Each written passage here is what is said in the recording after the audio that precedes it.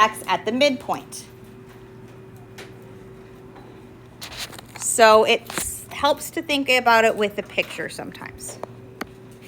So if we think about a segment, I'm going to grab my chunky pen. So if we have a segment,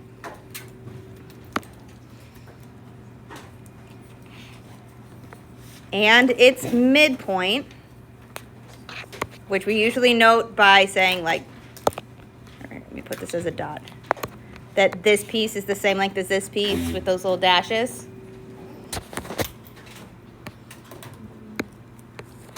Our perpendicular bisector goes through that midpoint and is at 90 degrees. That's what makes it perpendicular.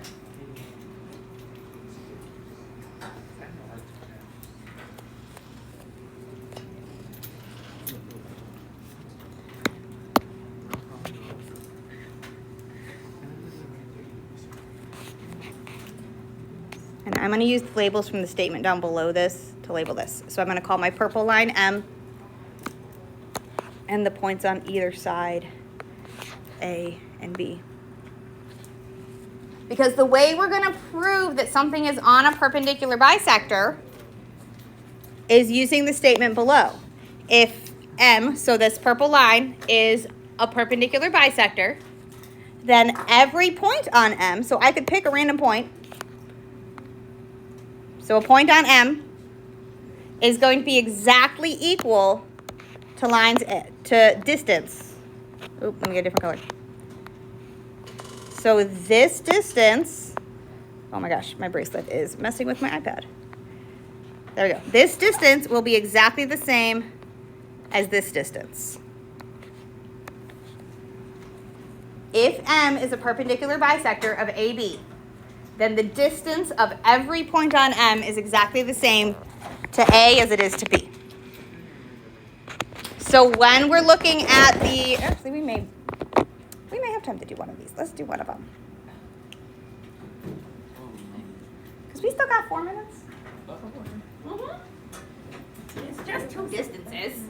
It's just two distances. Because you like geometry. That's the thing. So we're gonna practice one of these, and then we'll do more tomorrow. So I'm gonna give us our points. So we want to prove that C is on the perpendicular bisector of segment AB. So the way we're going to do this is we need to show that the distance from, oh, sorry. Let me put this back on full page. From A to C is exactly the same as the distance from B to C. That's how we show it's on the perpendicular bisector, that C has the same distance to piece A as it does to piece B. So to set up our distance formula, we're doing our square root of the difference between A and C. So we're going to have our 5 minus -4 squared plus -11 minus -3 squared. What is 5 plus 4? 9. 9 squared? 81. -11 plus 3?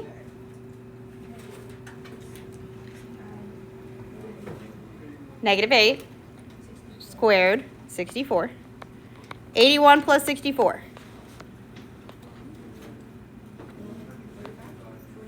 145. Again, we don't need to know the actual distance. We just want to show if they're the same. So we're going to set up the same kind of thing for B and C. So our distance is going to equal the square root of, for point B, we're going to have our 6 minus 5 squared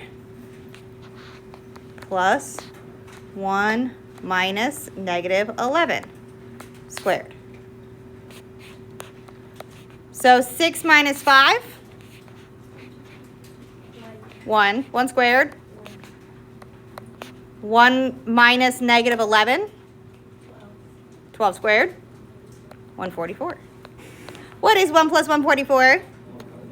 145. So is C on the perpendicular bisector? Yes.